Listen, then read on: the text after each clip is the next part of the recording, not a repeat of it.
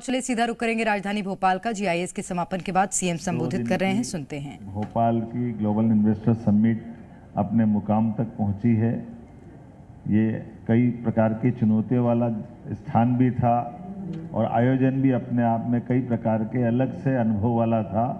मुझे इस बात का संतोष है कि सबके यथायोग्य सहयोग के कारण से और अनथक मेहनत होने के कारण से हमारी अपनी भावना के अनुरूप ग्लोबल इन्वेस्टर समिट का 2 दिन का आयोजन हुआ।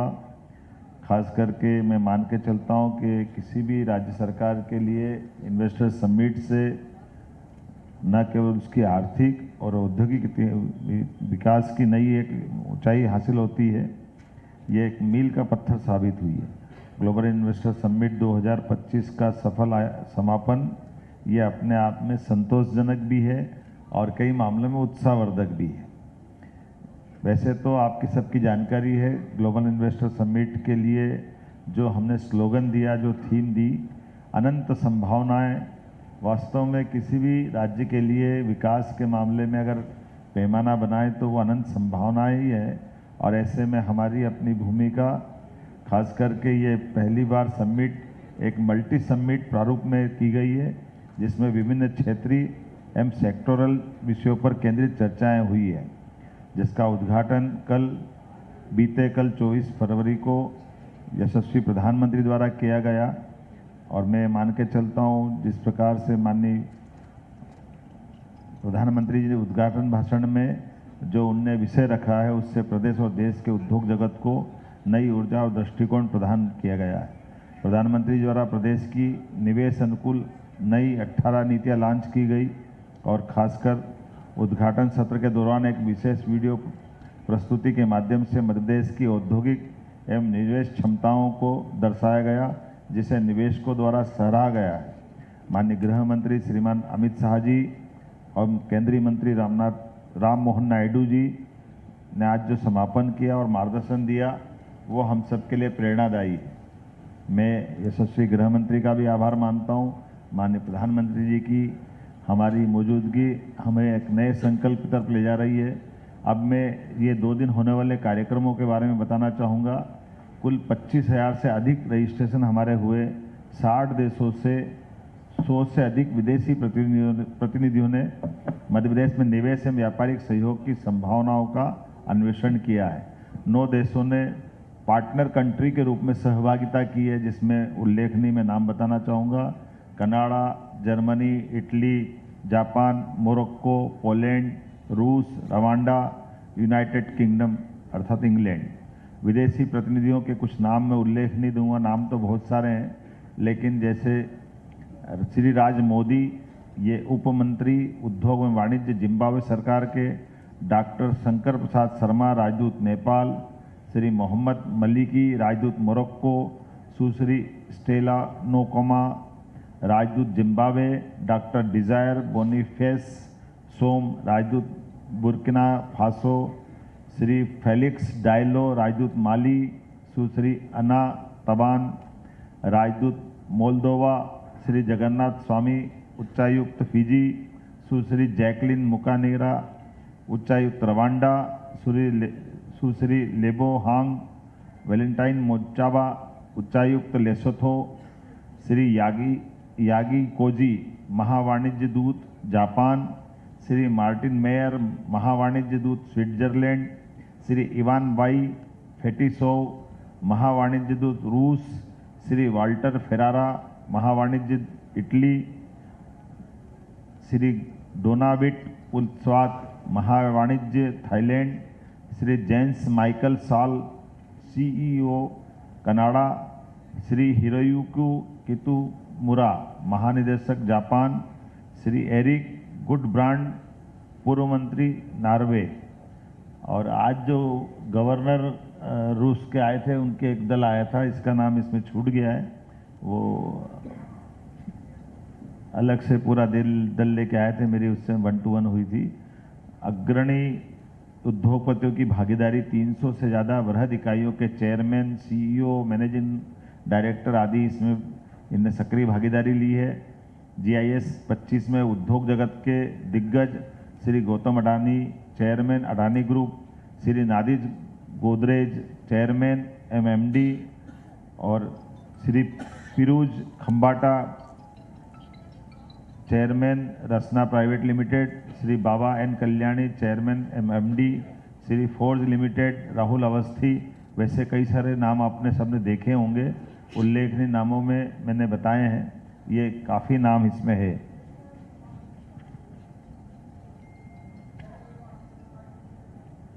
समिट में 70 से अधिक प्रमुख उद्योगों के उद्योगपतियों संगठनों के साथ 1-to-1 मीटिंग की गई, जिसमें Godrej, Patanjali, Arvind group, Aditya Birla group, Torrent group, Donear, Inox, JETRO, Gold Crest Cement, EaseMyTrip, counsellor CJ Jaitley, Japan प्रतिनिधिमंडल, यूनिक्लो उल्लेखनीय है कि जापान का सबसे धनी व्यक्तित्व के उनके अपनी टीम यहाँ आई, जिसने हमारे साथ रेडीमेड गारमेंट्स के ऊपर बिजनेस की संभावना हमने अपनी ढूंढी है और हमसे एमओयू किया है। ब्रिजस्टोन हेटिच, पूजा एंटरटेनमेंट एक प्रमुख मैन्युफैक्चरिंग है, रोड एंड माइनिंग सहित कई सारे सभी सेक्टर में मैं मान के चलूँगा कि लंबी लिस्ट है, इसमें आप पढ़ लेंगे।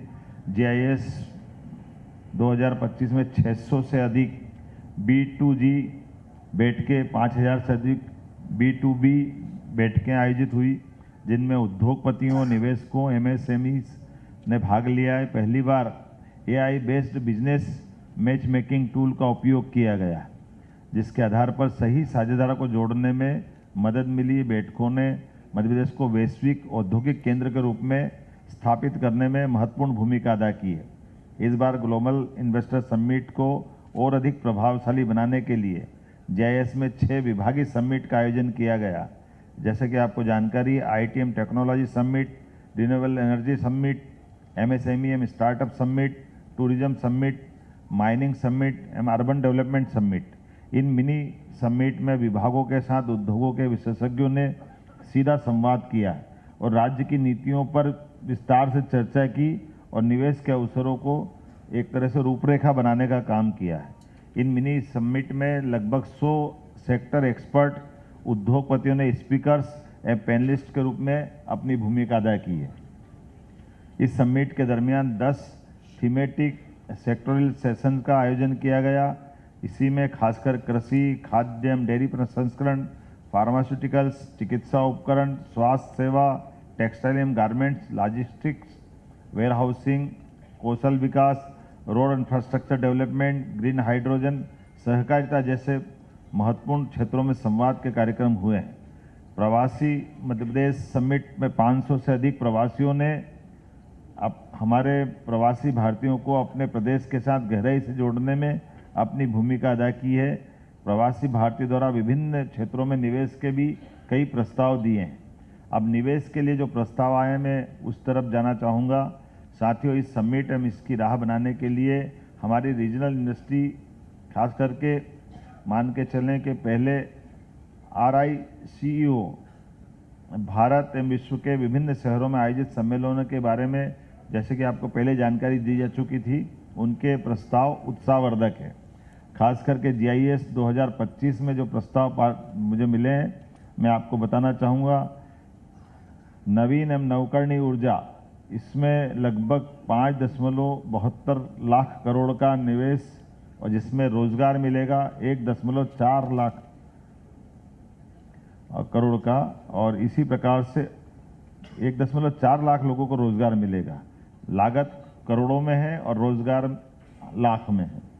औद्योगिक नीति एवं नीति निवेश संवर्धन, इसमें 8,616 लाख करोड़ का 8.616 लाख करोड़ का निवेश है और इसमें 6 लाख लोगों को रोजगार मिलेगा। खनन एवं खनिज संसाधन को 3.22 लाख करोड़ का निवेश इसमें मिला है और 55,000 लोगों को रोजगार मिलेगा। शहरी विकास एवं आवास विभाग में 1.97 लाख करोड़ का निवेश हुआ है, इसमें 2.3 लाख लोगों को रोजगार मिलेगा। ऊर्जा विभाग 1.47 लाख करोड़, जिसमें 20,000 लोगों को रोजगार मिलेगा।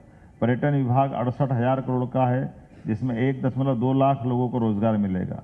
विज्ञान एवं प्रौद्योगिकी, जिसमें 64,000 करोड़ का निवेश है, 1.8 लाख लोगों को रोजगार मिलेगा। तकनीकी शिक्षा कौशल विकास एवं रोजगार, जिसमें 43,000 करोड़ का निवेश है, 51,000 लोगों को रोजगार मिलेगा। एमएसएमई में 21,000 करोड़ का निवेश है और 1.3 लाख लोगों को रोजगार मिलेगा। सार्वजनिक स्वास्थ्य एवं परिवार कल्याण 17,000 करोड़ का है, इसमें 49,000 लोगों को रोजगार की अपेक्षा की गई है। उच्च शिक्षा विभाग में 7,000 करोड़ का निवेश, इसमें 15,000 लोगों को रोजगार की संभावना बताई गई है। उद्यानिकी एवं खाद्य प्रसंस्करण विभाग 4,000 करोड़ का, जिसमें 8,000 लोगों को रोजगार की संभावना है। चिकित्सा शिक्षा विभाग में इसमें 3,000 करोड़ का निवेश संभावित है, इसमें 9,000 लोगों को रोजगार मिलेगा। विमानन में भी हमारी बड़ी भूमिका ध्यानमयी है। विमानन के माध्यम से लगभग 1,400 करोड़ के प्रस्ताव विभाग को मिले हैं, ये लागत की दृष्टि से। और पीडब्ल्यू में 1.3 लाख करोड़ के, ये उल्लेखनीय, खास करके इस नाते से भी बताना चाहूँगा, एनएचआई ने अकेले 1 लाख करोड़ से ज़्यादा का हमारे अपनी सरकार के साथ एमओयू किया है, अर्थात 1.30 लाख करोड़ के एमओयू इनके साथ हुए। कुल मिलाकर के अगर हम जीआईएस की बात करें तो जीआईएस में 24.51 लाख करोड़, अडानी ग्रुप के 2.10 लाख करोड़, कुल योग 26.61 लाख करोड़ का ये जीआईएस का टोटल आता है। और ऐसे ही कुल योग अगर अपन नौकरियों की बात करेंगे तो 16 और 1 17.30 लाख लोगों को नौकरियां मिलेगी।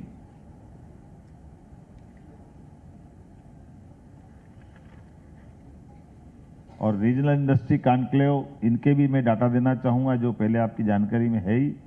रीजनल इंडस्ट्री कॉन्क्लेव के अलग अलग जो हमारे आंकड़े हैं वो 2.34 लाख करोड़ के, जिसमें 2.74 लाख रोजगार का। इंटरेक्टिव सेशन जो हमारे अपने राज्य के बाहर जो बाकी राज्यों में जाकर हमने किए थे, उसमें 1.42 लाख करोड़ के और 1.32 लाख नौकरियां। इसी प्रकार से जीआईएस 2025 में कुल योग मिलाएं तो सब मिलाकर के लगभग 30,77,000 करोड़ के हमारे निवेश के प्रस्ताव प्राप्त हुए हैं। और खास करके इसमें 21.36 लाख नौकरियों के संभावना व्यक्त की गई है। और अब विभागवार अगर प्रमुख निवेश प्रस्तावों की सूची की बात अगर मैं करता हूं तो मैं उनके कुछ अलग अलग विषयवार कुछ जानकारी देना चाहूँगा। अडानी ग्रुप अहमदाबाद, ये निवेश के लिए जो खनिज में जो बड़े हैं तो इनका जो एरिया रहेगा वो एरिया भी बताना चाहूँगा, ये किस क्षेत्र में कहाँ काम करेंगे। इनके लिए बेल्ट रहेगा रीवा और जबलपुर, ये माइनिंग सेक्टर में काम करेगा। Gold Crest cement private limited, ये उज्जैन क्षेत्र में काम करेगा। आरओ कोल प्राइवेट लिमिटेड, ये शहडोल क्षेत्र में काम करेगा। आदित्य बिरला EMIL माइंस सेमिनरेस लिमिटेड कोलकाता, ये रीवा में काम करेगा। अल्ट्राटेक सीमेंट, ये भी आदित्य बिरला ग्रुप रीवा में काम करेगा। स्टाक्स वर्क्स प्राइवेट लिमिटेड, ये जबलपुर में काम करेगा। शारदा इंटरप्राइजेस, ये रायपुर से शहडोल में। जेके सीमेंट शहडोल में। प्राइम इंस्पेक्शन LLC भोपाल में। रेकन केमिकल्स इंदौर में। बिरला कॉरपोरेशन लिमिटेड कोलकाता रीवा में। रामदास वर्मा एंड कंपनी शहडोल में, ये सभी माइनिंग सेक्टर में। नवकरणीय ऊर्जा में भी इसी प्रकार से बताना चाहूँगा। Avaada energy private limited Jabalpur में। एक्सिस एनर्जी वेंचर्स जबलपुर में। NSL रिन्यूएबल पावर जबलपुर में। टोरेंटो पावर लिमिटेड इंदौर में। Jindal India renewable energy limited Bhopal में। MKC इंफ्रास्ट्रक्चर लिमिटेड जबलपुर में। KPI green energy limited Bhopal में। उद्योग विभाग में जिनने अपना इन्वेस्टमेंट बताया है इनके भी एरिया में बताना चाहूँगा और इनकी कंपनियों के नाम भी बताना चाहूँगा। Sanclick renewable private limited Bhopal. Onyx renewable limited Jabalpur. Balfour BT PLC Indore. पुनर्जागरण सौर एवं electronics private limited Narmadapuram. Satvik solar industry Narmadapuram. Akshat green tech private limited Indore. Trident limited Bhopal. Shri cement Indore. Elixir industry Chambal. Gold Crest cement private limited Ujjain. Invenire energy limited Narmadapuram. Grew energy private limited Narmadapuram. इसी प्रकार से शहरी क्षेत्र के अंदर खास करके ये मैं मान के चलूँगा कि रियल एस्टेट का इन्वेस्टमेंट होगा। Samdariya builder private limited Jabalpur, team rethinking urbanisation Indore, Treasure group Bhopal, वैश्विक दुनिया Indore, HYD tech engineers Gwalior, Sachdev group company Indore, Seltex private builders Shahdol, Ghanaram infrastructure private limited Jhansi Sagar, JSW cement Sagar, Bansal construction private limited Indore, और इसी प्रकार से एनर्जी सेक्टर में भी Hexa Climax, Oriana power limited, ये सब अलग अलग क्रमशः रीवा, जबलपुर, रीवा, इंदौर, उज्जैन, ऐसे ये इसकी डिटेल दे दूंगा, बहुत सारे नाम हैं। पर्यटन में भी इसी प्रकार का है, प्राइवेट पर्यटन के भी कई हमारे शहरों के नाम रिपीट भी हो रहे हैं, तो ये मान के चलें कि ये डिटेल आपको बस आ ही जाएगा। इसमें इन सारी लोगों का अपना अपना, इसमें आध्यात्मिक दृष्टि से ओंकारेश्वर के भी प्रस्ताव है, तो अमलतास होटल प्राइवेट लिमिटेड इंदौर में अपना इन्वेस्टमेंट कर रहा है। Field day rooms and hotels Bhopal में, एक अच्छी बात है कि भोपाल में भी बड़े पैमाने पे लोगों ने, दैनिक भास्कर ग्रुप ये भी भोपाल में आ रहा है, EIH लिमिटेड, ट्रेजर ग्रुप, ये सब भोपाल में इस प्रकार के कामों को करने आ रहा है। MSME भी कई प्रकार से इनके भी वर्की प्राइवेट, भगवती तीर्थ, आहारम मिल्स, नीले पानी की प्रौद्योगिकी, डिटिलवी export, EG tech enterprises, Ecosure पालमोल्डिंग, फेलिक्स जेनरिक इंदौर, भोपाल, नर्मदापुरम, इसी प्रकार के जिलों में ये भी इन्वेस्टमेंट करने वाले हैं। तकनीकी शिक्षा वाले, स्वास्थ्य हेल्थ वाले, विज्ञान टेक्नोलॉजी वाले, ऐसे कई प्रकार के लोग क्रमशः उन्हीं संभागों में जो मैंने पूर्व में उल्लेख किया है, सब मिलाकर के हमारे विभिन्न सेक्टर में 85 से अधिक MOU हुए हैं। NHI PWD के बीच जो मैंने बताया 1.30 लाख करोड़ का हमारा MOU, ये उल्लेखनीय है। राष्ट्रीय राजमार्ग पे PWD के साथ मिलकर के ये बड़ा MOU हुआ है, और ये सबसे हटके भी है, जिससे बेहतर कनेक्टिविटी, उद्योगों को बढ़ावा और आर्थिक प्रगति सुनिश्चित होगी। आज इस समिट का समापन इस ऐतिहासिक उपलब्धि के साथ हो रहा है। यह केवल निवेश का मंच नहीं, बल्कि विचार मंथन, नीति निर्माण एवं भविष्य की दिशा तय करने का अवसर है। मध्यप्रदेश की यात्रा रुकेगी नहीं, हम निवेशकों के विश्वास को मजबूती देंगे, नई नीतियां लागू करेंगे, आधारभूत संरचना को और सशक्त करेंगे, प्रदेश के युवाओं के लिए रोजगार के नए द्वार खोलेंगे। हमारा संकल्प मध्य प्रदेश आत्मनिर्भर भारत के विकास पथ का ध्वजवाहक बने। यह समिट इस दिशा में एक मील का पत्थर साबित होगी। JIS 2025 का समापन केवल एक आयोजन का अंत नहीं है, उद्योग एवं रोजगार 2025 की सफल शुरुआत है। मैं बताना चाहूँगा कि कुल मिलाकर के जिस प्रकार से सहयोग मिला है और कुछ चीज़ें उल्लेखनीय है, भोपाल में भी अब एक नया कन्वेंशन सेंटर बना करके भोपाल में ऐसे आयोजनों को स्थायी करने की दिशा में हमारी सरकार ने विचार किया है। साथ ही साथ राजधानी का भी सौंदर्यीकरण का भी जो ये समिट के आधार पर हुआ है, इस बजट में एक बड़ी धनराशि रख करके भोपाल को भी अच्छे स्वरूप में बना करके इसकी सभी वाटर बॉडियाँ, आने जाने के रास्ते, सभी प्रकार की जो मूलभूत सुविधाएं हैं, उन सुविधाओं के बलबूते पर भोपाल का सौंदर्यीकरण और अच्छा किया जाए। और भोपाल सहित ऐसे बड़े महानगरों के लिए भी, जैसे कि हमारी कल्पना है मेट्रोपॉलिटन सिटी के नाम पर, उनके अपने 25 साल आगे तक का प्लान बनाने का विचार है, इस दिशा में काफ़ी आगे बढ़ा है। बहुत जल्दी इसके रिजल्ट आप तक पहुंचेंगे। धन्यवाद माननीय मुख्यमंत्री महोदय।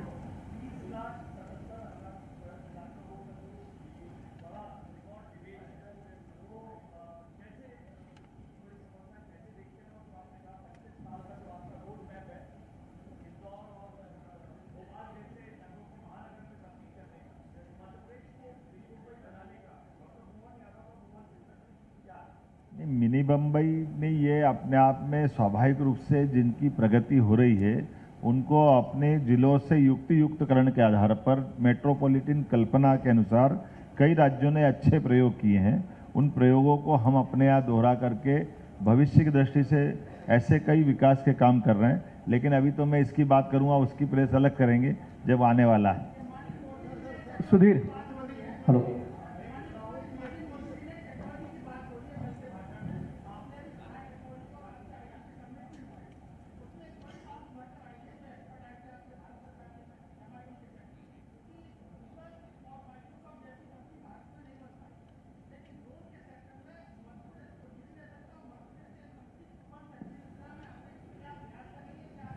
जैसे आपने सही प्रश्न किया, कल हमने अपनी 18 विभागों की जो नीतियां हैं उसमें स्टार्टअप, ड्रोन, ये नीतियां भी हमने निकाली। सेमीकंडक्टर वाली बात भी आई है। और जैसा कि आपकी जानकारी में है, हमारे द्वारा ये जो अपनी ग्लोबल इन्वेस्टर समिट के बाद अब ये IT, semiconductor chip, drone policy के आधार पर इंदौर में एक एक विषय की अलग अलग प्रकार की समिट की योजना बनी है। जब हमने उद्योग एवं रोजगार वर्ष घोषित किया है तो आने वाले समय में एग्रीकल्चर, रियल इस्टेट, ये जो आपने आईटी से जुड़े इस प्रकार के विभाग, ऐसे अलग अलग विभागों को सने सने अपने अपने ढंग से पर्याप्त समय देते हुए इनके आधार पर बढ़ना है, क्योंकि ये तय है कि मध्य प्रदेश में जितनी संभावना है वो अपार संभावना है और इसी क्रम को लगातार बनाए रखना है। सुधीर सर, सुधीर अब इसका उसके बाद इधर पहले इधर खड़े हो गए, उनके बात कर दास साहब से। दास साहब बता दें। आप बोलिए, आपकी आवाज़ पर्याप्त है।